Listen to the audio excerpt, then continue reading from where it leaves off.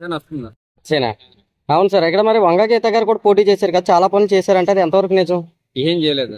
ఏం చేయడానికి 1820 రోజులు అయింది ఆవిడ ఎంపీగా చేసి. ఒక్కసారి కూడా రాలేదు పిఠాపురం. ఈవేళ 1820 రోజులు పోయిన తర్వాత ఓటు ఏమైనా వస్తే ఎలా అనుకుంటున్నారు? గీతకి ఏమి వేయరు ఓటు.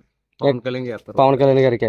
అదే మరి ఎమ్మెల్యే కింద గెలిచిన తర్వాత ఏమేమి పనులు చేస్తారు అనుకుంటున్నారు? ఏదైనా చేయగలరు. ఎందుకంటే మోడీ గారు అన్న ఉంది కాబట్టి ఏదైనా చేస్తాడు. అంటే ఆయన అండలేకుండా ఏం చేయలేరా? ఆయన చేస్తాడు. పవన్ కళ్యాణ్ గెలిపాడు. ఇక్కడ వరంగారి సపోర్ట్ తో మంచి మెజార్టీతో నెక్కాడు. ఇంకో 20 రోజుల క్రితం వచ్చారు ఓట్లు వేయమని మళ్ళీ కనబడలేదు. వైఎస్ఆర్ 10 మంది అంతమంది తిరిగారంటే మా ఊళ్ళో. మరి ఎమ్మెల్యే ఎంపీ కూడా అయింది కదా ఇక్కడ, మరి అసలు మీకు కనెక్ట్ అంటే చిరంజీవి గారి ఉందండి.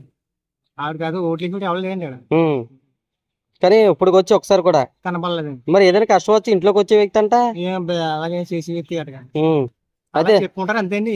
మా పిల్లలు చెప్పాలి తప్ప ఆవిడనుకుంటే సంగతి కదండి. అయితే ఇక్కడ వారు వన్ సైడ్ అయిపోయినట్టేనా? పవన్ కళ్యాణ్ గారి వైపునా ఫిక్స్ అయిపోయింది. ఇంకోటి ఏంటంటే ఆయన ఎమ్మెల్యే గారి కింద గెలిస్తే ఏమేం చేస్తారు అనుకుంటున్నారు మీరు?